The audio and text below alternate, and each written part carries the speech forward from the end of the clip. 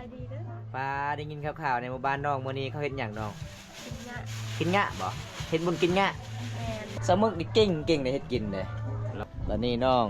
เฮ็ดกินสำเร็จแล้วทุกคนประเพณีสุมพามังกรเด้อประเพณีทางนี้แบบนี้เด้อพี่น้องเบิดคำสิเว้าเด้อทุกคนสาวลาวคิดนี่เด้อใจดีพี่น้องบุญกินงะบ้านเฮาถ้าบ่ได้อยากมาก็มาได้ช่วงนี้ใกล้สิฮอดหน้าหนาวผู้สาวก็หลายมีแต่คนจุกๆงามๆเด้อจ้า กินเด้อ เห็นบ่พี่น้องทางนั้นก็ผู้สาวเด้อ ไปสาว มาลงมือเลย มาเด้อ แล้วแต่เขามักเลยทุกคนมักจุมักจำกับเฮ็ดแล้วแต่เขาสมัครพี่น้องเอาบำตากะสิเอาก่อนจักบาทพี่น้องเว้ยมาสิ่งที่ขาดบ่ได้คืนเฮือนไอเฟิลก็คือนำแกบขาวบ้านเฮาเด้อทุกคนมันเป็นตามประเพณีฮีท12ของ14ชมพามังกรเด้อทุกพี่น้องอ๋อเพิ่นเอาก่อนพี่น้อง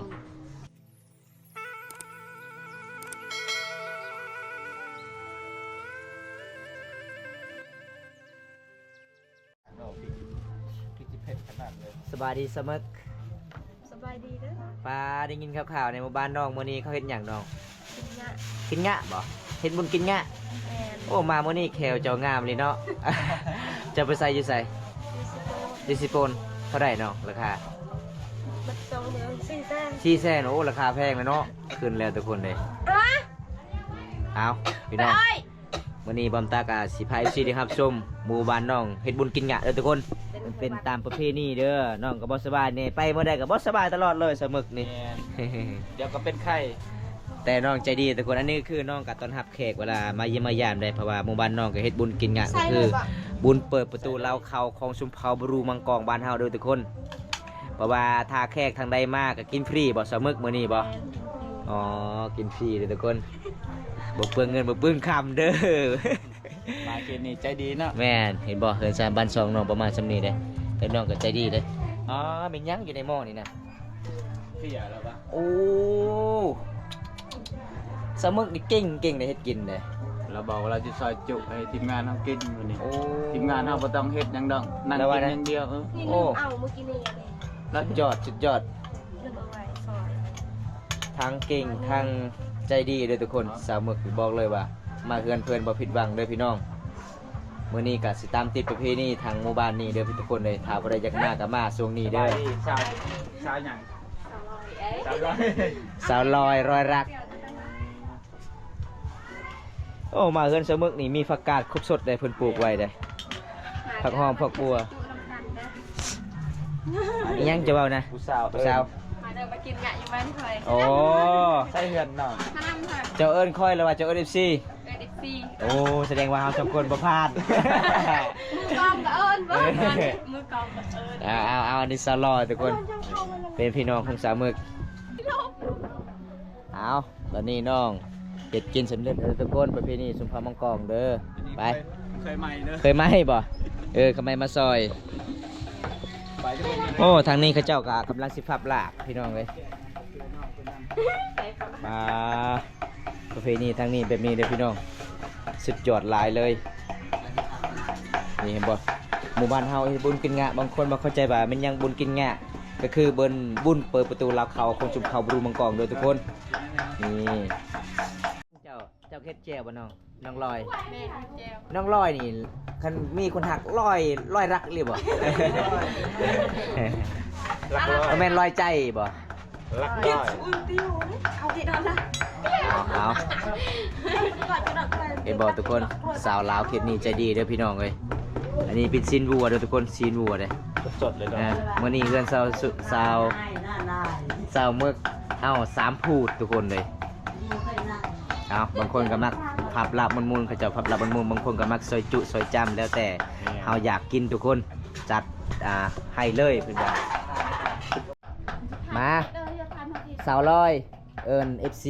กินข้าวกินน้ำนำกันเด้อน้อง เอฟซีมากินข้าวนำกัน มื้อนี้บ้านเฮาเฮ็ดหยังเนาะ มื้อนี้บ้านเฮามากินงะ กินงะเฮ็ดบุญกินงะเนาะอ๋อเพราะว่าจะเป็นแขกมาทางใดก็กินนำกันได้เนาะกินความสามัคคีเด้อทุกคนเลยอันนี้บ่าวกรุงเทพส่วนทางพูนก็คือบ่าวตะโอ้ยเอาบ่าวกรุงเทพกับบ่าวตะโอ้ยส่วนทางนี้สาวมังกรFC นี่เด้อ มาเด้อเอฟซีกินข้าวนำกันเด้อ นี่เพิ่นมากินข้าวนำกันเบิ้งพี่น้องเบิดคำสิเว้าเด้อทุกคนสาวลาวคิดนี่เด้อใจดีพี่น้องบุญกินงะบ้านเฮาถ้าบ่ได้อยังมากก็มาได้ช่วงนี้ใกล้สิฮอดหน้าหนาวผู้สาวก็หลายมีแต่คนจุกๆงามๆเด้อจ้า กินเด้อ เห็นบ่พี่น้องท่านั้นก็ผู้สาวเด้อ ไปสาว มาลงมือเลย มาเด้อ แล้วแต่เฮามักเด้อทุกคนมักจุมักจำก็เฮ็ดแล้วแต่เฮาสมัครพี่น้องเอาบำตากะสิเอาก่อนจักบาทพี่น้องเอ้ยมาทุกคนมาไอ้แม่เพิ่นได้สุดยอดแซ่บ แซ่บบ่เอาทางนั้นก็มีลูกเคยอีก อย่างอ่านก็อ่านจ้าเนี่ยหมูก็คืออาการพูดบอกชื่อตัวก็อ่านจ้าไม่เลยละ ตาเจ้าหน้าเตียว เจอแล้วเจอ เบิ่งพี่น้องคืนกับผู้มักทุกคนเลยขอโทษขออภัยที่บ่มักกินดิบเด้อ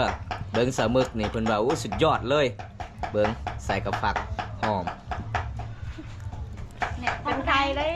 เป็นใครกันบอกเป็นใครปะนี่กิน โอ้ขนาดเป็นไข่ซ้ำนี่บ่โอ้มา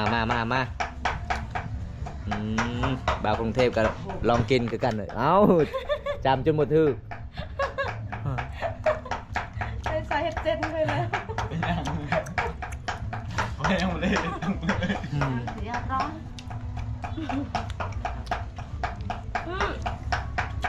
เดี๋ยวร้อน มื่อนี้บอมตากลับมาเดินทางหมู่บ้านแสลงชนบทลาวของชมเผ่าพรูมังกรเลยหมู่บ้านนี้ก็คือเป็นหมู่บ้านที่กระเจ้ากะเฮ็ดบุญกินงะตามประเพณี22ของ14ชมเผ่ามังกรทุกคนอันนี้คือบรรยากาศเด้อทุกคนบรรยากาศหมู่บ้านแสลงหมู่บ้านนอกที่สุดกับตัวเมืองพี่น้องก็คือสาวลาวคิดนี่คือเขาเจ้ากะสิเกียมในมื้อนี้เด้อทุกคนเห็นบ่โอ้บางคนกะสิจี้ข้าวหลามพี่น้องเอ้ยเห็นบ่นี่ละประเพณีบ้านเฮาทุกคนเห็นบอกเขาเจ้ากลับมาจี้ข้าวหลามประเพณีของซุมเผ่าบรูบางเฮาแล้วก็เอาไหว้ไปพร้อมอันนี้เห็นบอกข้าวหลามบ้านเฮาเด้อทุกคนบางข้าวหลามเห็นบอกเวลาแขกมาแต่บ้านอื่นบ่ว่าจะเป็นผู้แสบผู้สาวผู้บ่าวผู้แก้วโอ้ขอบใจโอ้ใจดีเด้อพี่น้องเห็นบ่เพิ่นว่าคันทาจะกินเด้ออายเด้อขอบใจหลายๆเด้อน้องเด้ออันนี้เป็นเฮือนเจ้าปะโดยโอ้โดยโดยเปิดประตูลาวบ้านเฮาเนาะอ๋อโดยเห็นบ่ทุกคนแบบนี้ล่ะประเพณีบ้านเฮาเห็นบ่พี่น้องบ่ว่าจะเป็นแขกมาต่างดาวบ่ว่าจากเมืองต่างแขวงเวลาเข้าหมู่บ้านนี่เขาเจ้าเอิ้นกินข้าวกินน้ำได้ใจดีพี่น้องสุนเผามังกรหลายๆคนใจดีสุดยอดหลายพี่น้องน้ำจิตน้ำใจงามหลายเลยทุกคนเลยเดี๋ยวบอมตากาสิขึ้นไปเยี่ยมไปยามทางนั้นก่อนพี่น้องเดี๋ยวบอมตากาสิขึ้นไปเยี่ยมไปยามเพื่อนอ้ายเพื่อนบรรยากาศเขตชนบทหมู่บ้านแสลงบ้านเฮากะประมาณสุดนี้พี่น้องเห็นบ่มันก็บ่หลายเลยทุกคนเลยเห็นบ่หมู่บ้านนี่กะมื้อนี้กินทางหมู่บ้านเลยทางพวกก็จะเป็นผู้สาวก็กำลังสิไปตักน้ำเขตชนบทบ้านเฮาเด้อทุกคนวันนี้คือพระเจ้ากะตอนรับเป็นอย่างดีเด้อทุกคนประเพณีของชมเผ่ามังกรสบายดีเด้อปันส่วนเด้อตั้งนาตอบเพื่อนไป เราบ่เป็นบ่จะว่าภาษาลาวบ่เป็นบ่ ใครเถอะนาตอบ เอาพี่น้องเพราะว่าบอมตากะเดินทางหมู่บ้านนี่ก็ได้พอสาวอันนี้ยังสบายดีสาวเนี่ยนี่สบายดีสาวสุกโอ้เจ้าก็มาหมู่บ้านนี่บ่ไปแต่หมู่บ้านนี่บ่น้องมื้อเช้านี่บ่อ๋อกระเจ้ากะมากินหญ้าเด้อทุกคนมันเป็นตามประเพณีบ้านเฮาเด้อพี่น้องอันนี้คือกระเจ้ากะต้อนรับเป็นอย่างดีมื้อนี้บอมตากะรอบหมู่บ้านมีอ้ายเพิ่น2คนเอิ้นกินข้าวกินน้ำเด้อทุกคนสุดยอดหลายเลยสาวหมู่บ้านใจดีพี่น้องยอมรับว่าใจดีได้อันนี้ภาษาบ้านเจ้าเอิ้นว่าจังได๋นี่แม่เฒ่ามากจุกินน่ะเด้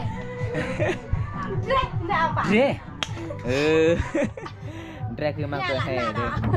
มากตัวแห่พี่น้องอันนี้คือเป็นหมู่บ้านแสลงเลยพี่น้อง อันไหนละอันไหน อันไหนแบงอันไหนคือดอกแบงไหน แบงใครละแบงดิอันไหนละเหมือนกับตรง อันไหนในปุ้งเอาพี่น้องเอ้ยหมู่บ้านในส่วนแรกก็จะว่าภาษาลาวบ่ค่อยเก่งพี่น้องเอ้ยเวลาเฮาถามนี่ก็จะมักยิ้มตลอดเด้หมู่บ้านเขาเอื้อเนี่ยเขากินยังไงเลย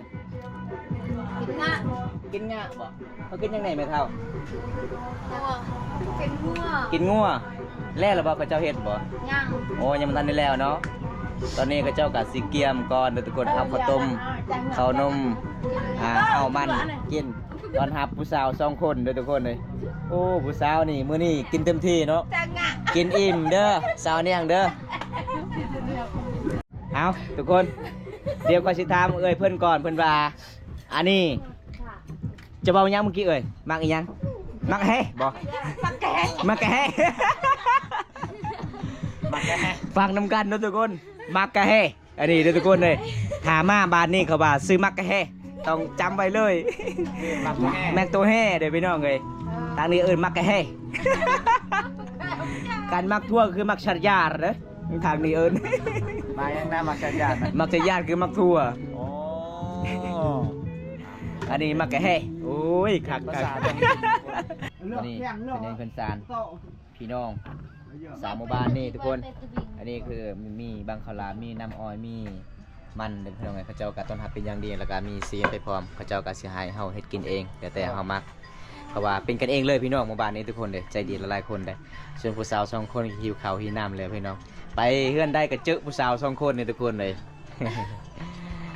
ฮะเป็นจังได๋เบาใส่เฮ็ดกินได้บ่ ได้ ตอนนี้ก็สิให้เบาใส่จัดการเลย เพราะว่าคืนบัน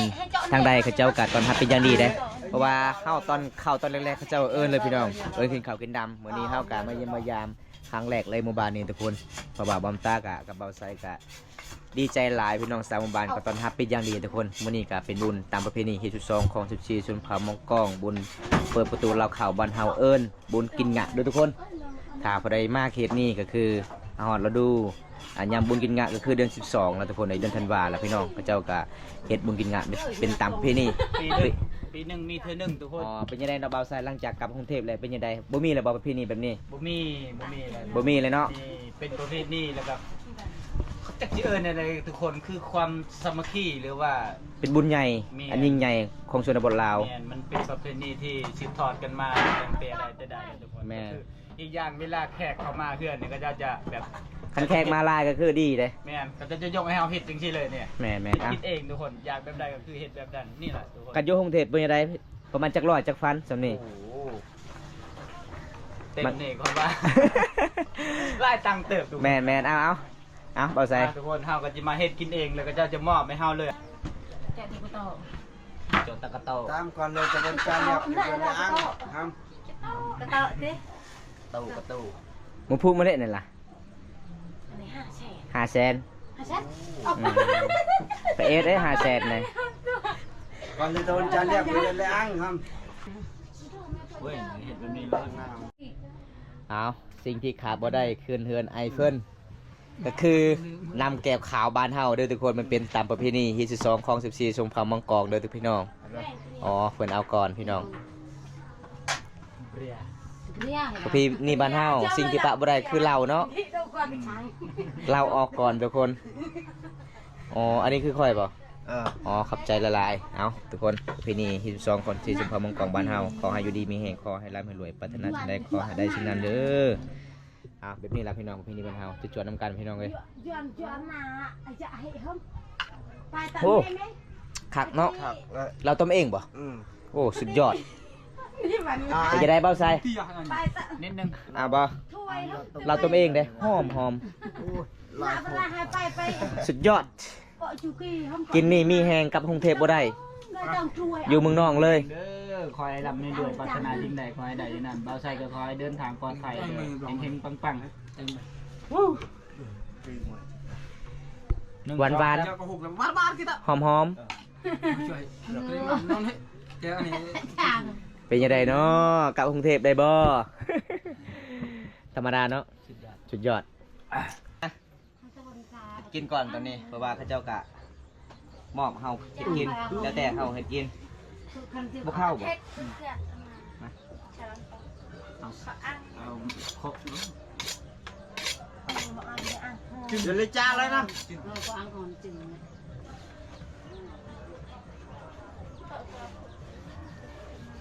Hụt là mình có nó. Khoảng đúng không? แบบนี้เลยครับ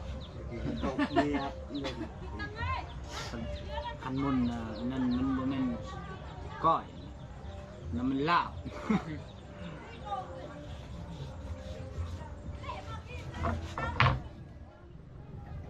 เอิ้นหยักเลยเอิ้นหยัก เวลาเราผสมมันใหญ่เด้มันเอาใหญ่เด้ทุกคนวันนี้เขาก็กินแล้วพี่น้องเอ้ยเขาก็สีเห็นรับเพียรดีๆเลยพี่น้องเพราะว่าแขกมาละลายคนก็คือกินความสามัคคีทางชาวหมู่บ้านเด้ก็จะมาร่วมบุญกินงานในชนบทหมู่บ้านนี้ทุกคนเอามากินน้ำกันเลยจวด ใส่เพียนหน่อย ๆพี่อย่าเบิดเลยดิเบิดเลยมาใส่นะกระดองแกงก่อน มาทุกคนมากินข้าวสามัคคีด้วยทุกคนเลยเขียนชนบทบ้านเฮาต้องไปมีพี่น้องเลยแซ่บกินนะนี่ ลองเลยเจ้า มาเด้อทุกคนกินข้าวสามัคคีเด้อเพราะว่าเฮากับกินข้าวเวียดนามแล้วเฮาสิกลับทุกคนเลยเพราะว่ามันเป็นตามประเพณีเฮาไปบุญกินงานในชนบทหมู่บ้านนี้ทุกคน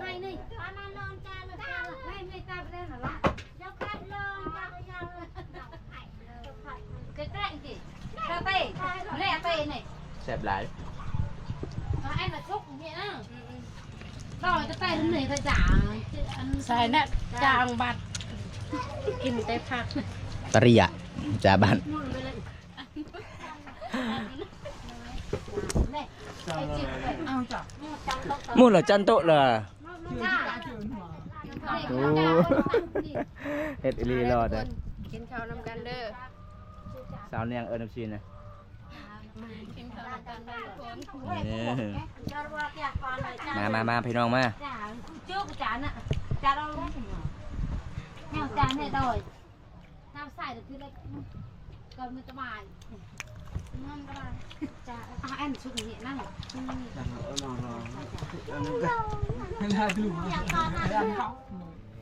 แม่กล้องเลย